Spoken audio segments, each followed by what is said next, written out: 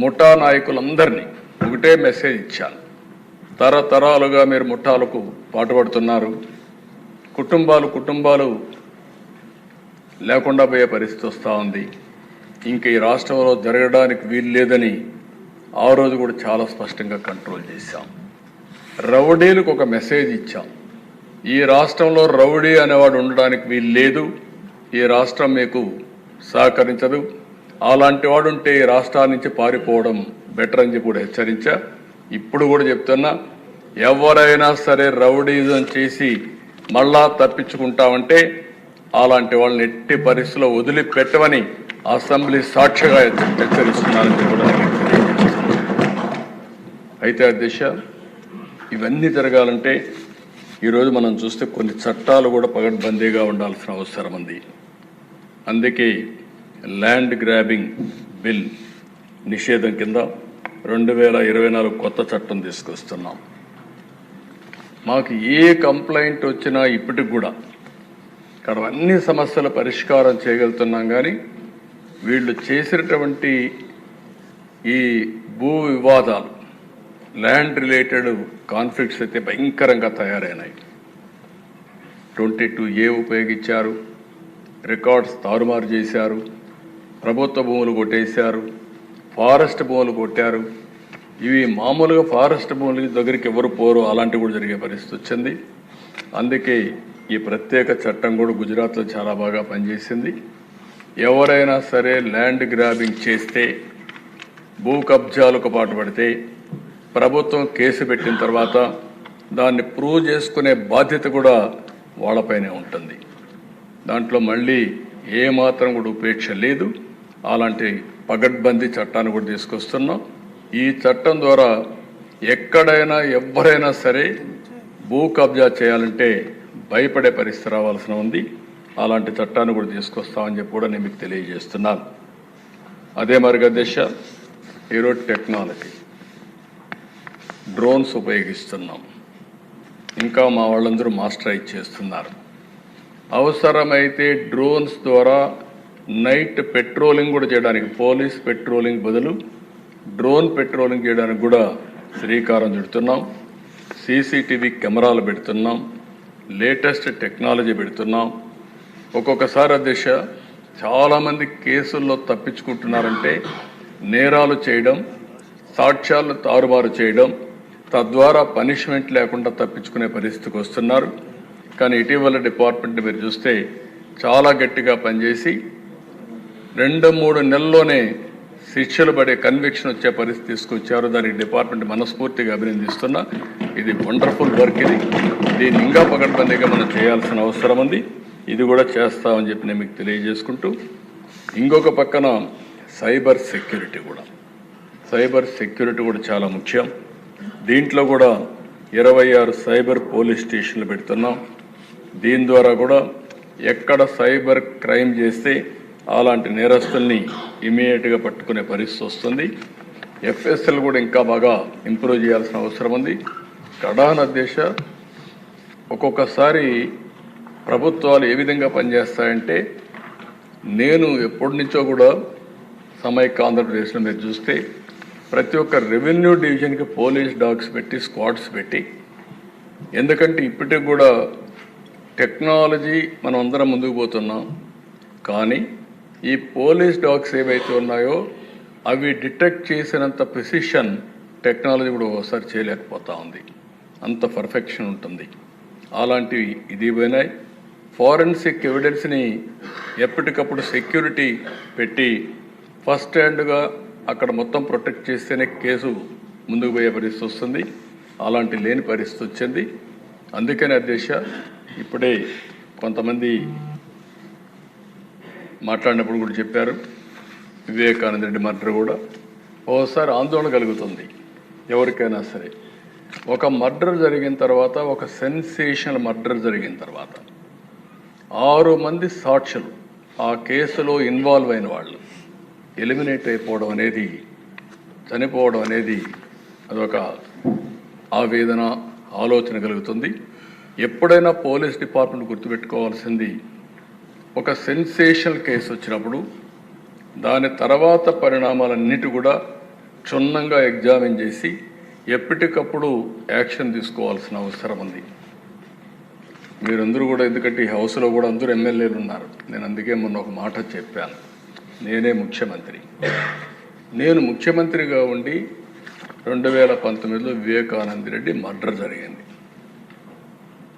తెల్లవారితో WhatsApp message వచ్చింది. Message ఏమని, వివేకానంద రెడ్డి గుండెపోటుతో చనిపోయాడు. ఎలక్షన్ సీజన్, నేను కూడా గుండెపోటు అనుకున్నాను. జనరల్గా నాకు ఎప్పుడు ఏ ఆలోచన వచ్చినా, ఏ మెసేజ్ వచ్చినా మళ్ళీ నేను స్టడీ చేస్తూ ఉంటాను. అలాంటిది నేను కూడా ఎలక్షన్లో ఉండి క్యారీ అయ్యాను. నాకు ఒక సీఎంఓ ఉంది, ఒక ఇంటెలిజెన్స్ ఉంది, ఒక డీజీపీ ఉన్నాడు, మా చంద్రరాజ మంత్రి అప్పుడు. అందరం ఉన్నాం, అందరం ఉండి అర్థం కాలేదు, నిజం అనుకున్నాం, నమ్మాం. అంటే నేరస్తులు ఏ విధంగా ట్రాప్లో పెడతారనేదానికి ఇది ఒక ఉదాహరణ. దిశ అంతవరకే చెప్తున్నాను నేను ఈరోజు. అది అయిన తర్వాత మధ్యాహ్నాలకి బిల్డప్ అయింది. సునీత గారు అడిగారు దీన్ని పోస్ట్ మార్టం చేయాలని. సునీత గారు కానీ పోస్ట్ మార్టం అడగకుండా ఉండుంటే క్రిమేషన్ అయిపోయేది. అంటే నేను ఎందుకు ఇవన్నీ చెప్తున్నానంటే, నేరాలు ఘోరాలు చేసే వ్యక్తుల పట్ల ఏ స్థాయి అయిన వాళ్ళైనా సరే మనం అప్రమత్తంగా ఉండకపోతే మాత్రం మనం న్యాయం చేసినట్టు కాదు, మనం కూడా ఇబ్బందులు పడే పరిస్థితి వస్తుంది. ఆ తర్వాత సాయంత్రానికి అధ్యక్ష ఎప్పుడైతే పోస్ట్ మార్టం చేశారో, ఏ టీవీలో అయితే గుండెపోటని చెప్పారో వాళ్లే సాయంత్రానికి మాట మార్చేసి ఇంతవరకు మా తండ్రి చనిపోయాడు, ఇప్పుడు తండ్రి లేని బిడ్డే కాకుండా చిన్నాన్న ఉంటే ఆ పెద్ద దిక్కు కూడా లేకుండా పోయిందని చెప్తే ప్రజలు నమ్మించే పరిస్థితికి వచ్చారు. రెండో రోజు అధ్యక్ష నా చేతిలో కత్తి పెట్టి నారాసుర రక్త చరిత్రను వేసే పరిస్థితికి వచ్చారు. బాధ కదా అధ్యక్ష, ఆవేదన కలగదా? ఏంటి ఇలాంటి అరాచకాలు చేసి కూడా రాజకీయాలు చేయగలుగుతావనే ధీమా నా జీవితంలో ఒకటే చెప్తాను దశ, ఎప్పుడు హత్యా రాజకీయాలు మరక అంటకుండా 45 సంవత్సరాలు రాజకీయాలు చేశాను. ఎవరైనా హత్యా రాజకీయాలు చేసిన ప్రజాక్షేత్రంలో పోరాడి అలాంటి వ్యక్తుల్ని శాశ్వతంగా రాజకీయాలు లేకుండా చేశాను తప్ప, శిక్షలు బయటకు చేశాను తప్ప, నేను ఎలాంటి పరిస్థితులు కూడా అలాంటి దీనికి దోహదం చేయలేదు. నేను ఎప్పుడూ చెప్పేవాడిని, ఒక హత్య చేయడం అనేది చాలా ప్రమాదం. పోస్ట్ మార్టానికి కారకులైన వ్యక్తులు మీకు కూడా పోస్ట్ మార్టం జరుగుతుంది, జాగ్రత్తగా ఉండమని హెచ్చరించాను. ఈరోజు ఈ హౌస్లో కూడా ఎమ్మెల్యేస్కి అందరికీ చెప్తున్నాను, మీ నియోజకవర్గాల్లో లా అండ్ ఆర్డర్ కంట్రోల్ చేయడం మీ బాధ్యత. లా అండ్ ఆర్డర్ని మనం కానీ విస్మరిస్తే, ప్రజల్లో అశాంతి వస్తే కరెక్ట్ కాదు. ఇంకొక విషయం కూడా చెప్తున్నాను, రాజకీయ ముసుగులో నేరాలు ఘోరాలు చేసి ఎదురుదాడి చేసి తప్పించుకుంటా ఉంటే ఈ ప్రభుత్వంలో సాగనివ్వనని మరొక్కసారి చాలా స్పష్టంగా విజ్ఞప్తి చేస్తాను. ప్రజలకు మనం లా అండ్ ఆర్డర్ క్రియేట్ చేయాల్సిన, సమస్యలు లేకుండా చేయాల్సిన అవసరం ఉంది. టెక్నాలజీ వచ్చింది, టెక్నాలజీ ఉపయోగించుకుంటాం. కడాన పోలీసులు చూస్తే వాహనాలు కూడా లేని పరిస్థితి, పెట్రోల్ కూడా ఇవ్వలేని పరిస్థితి, ఇలాంటి చాలా జరుగుతున్నాయి. చాలా వరకు కరెక్ట్ చేశాం, ఇంకా కరెక్ట్ చేస్తాం. పోలీస్ యంత్రాంగాన్ని అప్రమత్తం చేస్తాం. అప్రమత్తం చేయడమే కాదు, ఎప్పుడైనా సరే అధ్యక్ష ఒకటే గుర్తుపెట్టుకోండి, ఒక నాయకత్వం కానీ ఒక గవర్నమెంట్ కానీ స్ట్రాంగ్గా ఉందని విత్ డెమాన్స్ట్రేటివ్ ఎఫెక్ట్తో చేయగలిగితే అందరూ లైన్లోకి వస్తారు. అట్లా కాకుండా పర్వాలేదు ఉదాసీన వైఖరి తీసుకుంటే ప్రతి ఒక్కరూ పెట్టేగిపోయే పరిస్థితి వస్తుంది. అది ఈ ప్రభుత్వంలో సాగనివ్వమని చెప్పి మరొకసారి తెలియజేసుకుంటూ ప్రతి ఒక్కరికి విజ్ఞప్తి చేస్తున్నాం. ఈ రోజుటి నుంచి కొంతమందిని చూస్తున్నాను దిశ, కొన్ని కేసులు కూడా చూస్తున్నాను. ఎమోషన్లో కొంతమంది ట్రాపుల్లో కూడా పడతా ఉంటారు. కొంతమందికి డబ్బులు ఇస్తామంటే ఎక్కువగా వస్తాయనే ఉద్దేశంతో ఒక విధంగా ఆలోచిస్తే చిట్ ఫండ్ కంపెనీలు వస్తూ ఉంటాయి. అలాంటి వాటిలో డబ్బులు ఎక్కువ పెట్టుబడి పెడతాం, లేకుంటే మీకు ఎక్కువ రిటర్న్స్ ఇస్తామంటే మోసపోయే పరిస్థితి వస్తూ ఉంది. కొంతమంది అమ్మాయిల పట్ల కొంతమంది చాలా దారుణంగా ప్రవర్తిస్తూ ప్రేమ అనే మాట ఒలకబోస్తూ ట్రాప్లో పెట్టి ఈ యొక్క అబ్యూజ్ చేసే పరిస్థితి కూడా వస్తున్నారు. నేను ఈ విషయాలని ఎందుకు చెప్తున్నానంటే ఈ సభ ద్వారా ప్రజల్లో చైతన్యం తీసుకురావాల్సిన బాధ్యత మన మీద ఉంది. అదే సమయంలో ఎవరైనా తప్పు చేస్తే మాత్రం వదిలిపెట్టం, తాట తీస్తామని చెప్పి కూడా మరొకసారి ఎందుకంటే నా గట్టిగా కూడా చెప్పాల్సిన అవసరం ఉంది. నేను ఇదే మాదిరిగా ముఖ్యమంత్రిగా ఉంటే అధ్యక్ష 14-15 సంవత్సరంలో ఇక్కడే మన గురుజాల కాన్స్టిట్యున్సీ అనుకుంటాను, పిడుగురాళ్ళ దాచేపల్ల ఏరియాలో ఒక ముస్లిం గర్ల్, చిన్న అమ్మాయి, ఆ అమ్మాయి పైన అత్యాచారం చేశారు. దగ్గర 18 టాస్క్ ఫోర్స్లు వేశారు. ఏ డైరెక్షన్లో ఉన్నా సరే భూమి మీద ఎక్కడున్నా పట్టకొచ్చే బాధ్యత మీదని పోలీసులకు చెప్పా. సర్చ మొదలుపెట్టా. 4వ రోజుకి అతనే ఆత్మహత్య చేసుకొని చనిపోయాడంటే అక్కడ కనుక్కున్నాను. దాంతో కూడా వదిలిపెట్టలేదు. మళ్ళీ విజయవాడలో పెద్ద ర్యాలీ పెట్టి భవిష్యత్తులో ఎవరైనా సరే నా ఆడబిడ్డల జోలుకొస్తే ఇదే గతి అవుతుందని చెప్పి హెచ్చరించారు. అంత మొత్తం లా అండ్ ఆర్డర్ అంతా కూడా కంట్రోల్ అయ్యే పరిస్థితి వచ్చింది. ఇప్పుడు కూడా చెప్తున్నా, ఈ సభ ద్వారా హెచ్చరిస్తున్నా, రేపటి నుంచి ఈ ప్రభుత్వాన్ని ఛాలెంజ్ చేయాలంటే చేయండి. ఆ తర్వాత ఎలాంటి పనిష్మెంట్ ఉంటుందో మీరే చూస్తారని కూడా హెచ్చరిస్తూ, లా అండ్ ఆర్డర్ కాపాడే బాధ్యత మాది. ప్రభుత్వ యంత్రాంగాన్ని కూడా సమర్థవంతంగా నడిపిస్తాం. ఎక్కడా రాజీ లేదు, రాగద్వేషాలు లేవు, లేకుంటే విశిక్షత లేదు. ఎవరైతే మీరందరూ లా అండ్ ఆర్డర్ మెయింటైన్ చేస్తారో డీజీపీ దగ్గర నుంచి లాస్ట్ మైల్లో ఉండే కానిస్టేబుల్ వరకు మీరు లా అండ్ ఆర్డర్ మెయింటైన్ చేయండి. మీకు అండగా ఈ గవర్నమెంట్ ఉంటుందని మరొక్కసారి తెలియజేసుకుంటూ, ప్రజలు పూర్తిగా సహకరించమని మరొక్కసారి కోరుకుంటూ, ఇంకొకసారి నాకు ఎక్కడన్నా దొరికితే మాత్రం గంజాయి దొరికితే అడికి అయిపోతారు, మీరు గుర్తుపెట్టుకోండి. అదే మాదిరిగా ఎక్కడ డ్రగ్స్ దొరికినా లేదు. రాజకీయ ముసుగులో హత్యలు, నేరాలు, ఘోరాలు చేయాలనుకున్నా చాలా క్లియర్గా ఉన్నాం. ఎవరైనా మీరు మీ సమస్యలు చెప్పాలంటే మాకు చెప్పండి. సమస్యలు చెప్పకుండా మీ ఇష్ట ప్రకారం వచ్చి రౌడీజం చేస్తాం, ఇష్టానుసారంగా ప్రవర్తిస్తాం కూడా కరెక్ట్ కాదు. మీరు రండి, వింటాం, మీరు చెప్పిందంతా వింటాం. మీ సమస్య న్యాయపరమైతే తప్పకుండా పరిష్కారం చేసే బాధ్యత ఈ ప్రభుత్వాన్ని చెప్పి తెలియజేసుకుంటూ, అందరూ సహకరించమని చెప్పి కోరుకుంటూ మీ దగ్గర సెలవు తీసుకుంటున్నాను.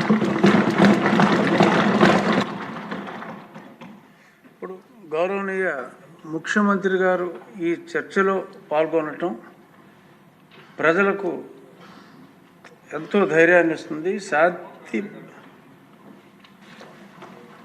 నిన్ననే ఇనాగరేట్ చేశాను శక్తి యాప్. ఎవరైనా సరే ఆడబిడ్డలు ఆ శక్తి యాప్ డౌన్లోడ్ చేసుకుని కనీసం ఆ ఫోన్లో చేయగలిగిన ఆ శక్తి యాప్ ఆన్ చేసి 3 సార్లు షేక్ చేసిన ఆటోమేటిక్గా రిజిస్టర్ అయిపోతుంది.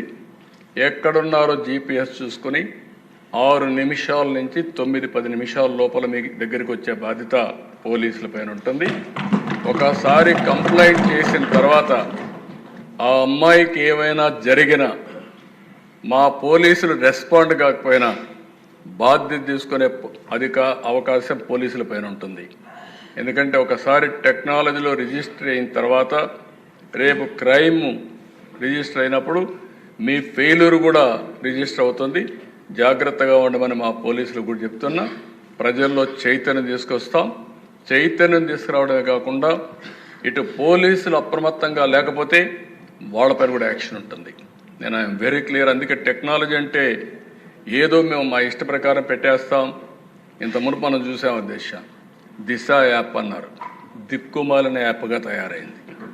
ఈరోజు నో క్వశ్చన్ ఏదైతే నేను చెప్పానో ఇది 100% ఏదైతే శక్తి యాప్ ఒక్కసారి మీరు టెస్ట్ చేసి చూడండి.